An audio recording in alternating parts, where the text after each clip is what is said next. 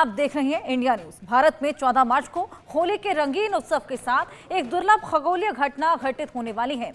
ये घटना है चंद्र ग्रहण की। शुक्रवार को चंद्र ग्रहण लगने जा रहा है। यह खास दिन न सिर्फ धार्मिक और सांस्कृतिक महत्व रखता है, बल्कि खगोलीय दृष्टि से भी ये घटना उत्सुकता का विषय है। होली के दिन चंद्र ग्रहण का संयोग अत्यंत दुर्लभ माना जाता है और इससे जुड़ी कई धार्मिक और वैज्ञानिक मान्यताएं भी हैं। ऐसे में स्पेशल शो में होली के त्योहार पर लग रहे चंद्र ग्रहण पर बताएंगे कि भारत में इस ग्रहण का क्या असर होगा और कैसे मनाई जाएगी होली। हम आपको बताएंगे इस चंद्र ग्रहण का सही समय, इसके संभावित प्रभाव और इससे जुड़ी सेहत संबंधी जरूरी सावधानियों के बारे में तमाम जानकारी हम आपके साथ साझा करने वाले हैं। चंद्र ग्रहण का होली कनेक्शन आखिर क्या रहने वाला है, ये हम जानेंगे। हमारे साथ हमारे गेस्ट जुड़ चले हैं, उनसे हम डिस्कशन करेंगे। हमारे साथ हैं मान्य अदलका जो कि ज्योतिषाचार्य हैं, आचार्य शैलेश तिवारी जी जो कि ज्योतिषी हैं। इन दोनों के पास मैं जाऊंगी और इनसे तमाम जानकारियां जानने की कोशिश करूंगी। चंद्र ग्रहण का होली कनेक्शन क्या है? सबसे पहले आचार्य शैलेश जी, बहुत स्वागत है आपका। क्या है आखिर इस चंद्र ग्रहण का कनेक्शन? क्या ये शुभ रहने वाला है, अशुभ रहने वाला है? क्या इसको लेकर चिंता जताई जानी चाहिए? धन्यवाद बहन।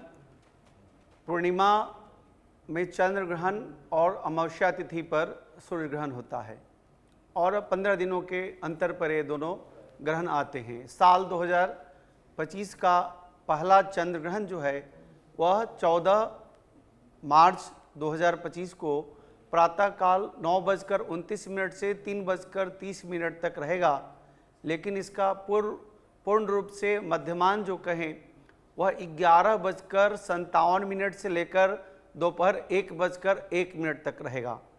चंद्र ग्रहण एक ऐसी खगोलीय घटना है जिसमें सूर्य, चंद्रमा और पृथ्वी तीनों एक सिद्ध में आ जाते हैं और पृथ्वी का छाया पूरी तरह से चंद्रमा पर पड़ता है। यह पूर्ण चंद्र ग्रहण है, यानी कि पूरा पृथ्वी का छाया चंद्र ग्रहण को ढक देगा, यानी चंद्रमा को ढक देगा। चंद्रमा और सूर्य के बीच में पृथ्वी आएगी जिससे चंद्रमा पूरी तरह से ढक जाएगा और यह ब्लड मून के रूप में चंद्र ग्रहण होगा। और इस चंद्र ग्रहण का प्रभाव भारत में तो मान्य नहीं है। भारत में चूंकि यह दृश्य नहीं है, यह दिन में दिख रहा है, लेकिन इसका असर अमेरिका पर पड़ेगा। और चूंकि पूर्णिमा का समय है तो यह निश्चित तौर पर अमेरिका, यूरोप, इन सब जगहों के अंदर एक युद्ध की स्थिति बनेगी और यह बहुत बृहद रूप पर स्थिति बनेगी।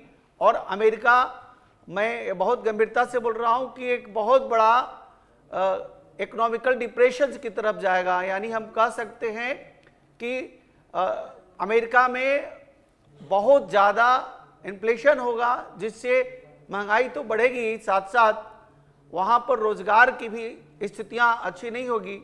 और अमेरिका देश में कह सकते हैं कि गृह युद्ध वाली स्थिति उत्पन्न होने का योग बनता है। इस चंद्र ग्रहण के बाद सूर्य ग्रहण भी आ रहा है 29 मार्च को। और हम यूरोप में जिस तरह देख रहे हैं कि कैसे रसिया यूक्रेन के बीच जो युद्ध की स्थिति बनी हुई है, यह स्थितियां और बढ़ेगी। चंद्रमा मन सो जाता, चंद्रमा मन का कारक है और मन से लोगों के अंदर द्वेष, उद्विग्नता और मारकाट की जो स्थिति उत्पन्न होगी, जिससे विश्व में अस्थिरता, इकोनॉमिकल अस्थिरता के साथ साथ पूरे विश्व में अस्थिरता, राजशाही में भी दिखेगा आपको। भारत में इसका बहुत ज़्यादा असर नहीं होगा, लेकिन इसके बावजूद भी भारत में इसका असर यह होगा, चूंकि चंद्र ग्रहण ज्वार भाटा लाता है और भूकंप जैसी स्थिति भी उत्पन्न करता है, तो भारत में भले ही अदृश्य नहीं हो, लेकिन पूरे विश्व में भूकंप जैसी स्थितियां भी पैदा करता है। क्योंकि चंद्र ग्रहण से, यानी चंद्रमा पर जब ग्रहण लगता है तो स्थितियां अनुकूल नहीं होती। यह ग्रहों की स्थिति अगर देखें तो मेष लग्न का यह चंद्र ग्रहण है, जिसमें केतु कन्या राशि में है और राहु जो है वह मीन राशि में है। और इसमें अभी कुंभ में शनिदेव हैं और चंद्रमा जो है वह सिंह राशि में है। इसलिए यह जो चंद्र ग्रहण होगा वह विश्व स्तर पर कहीं ना कहीं प्रभावी होगा। मन से अस्थिरता उत्पन्न करता है तो भारत में भी इसका असर होगा।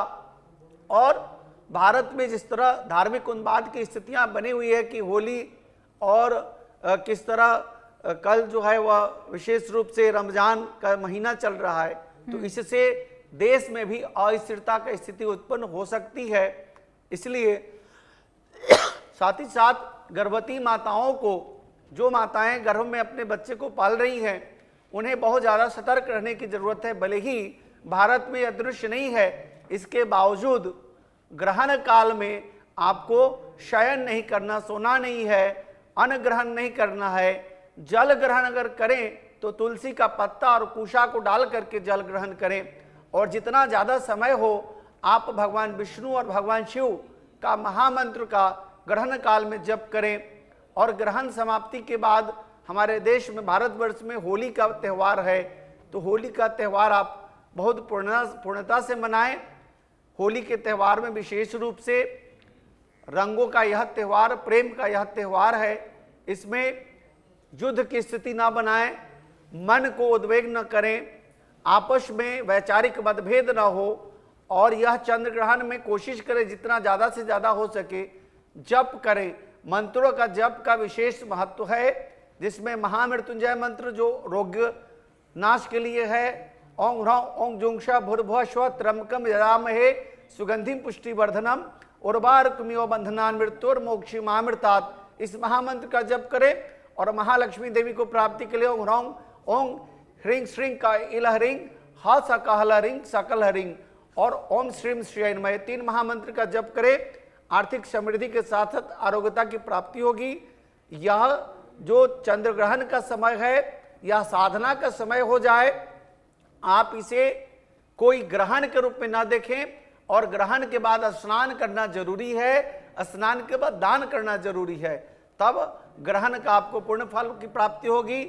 या भारत में इसका दृश्य नहीं होने के कारण सूतक काल नहीं लगेगा।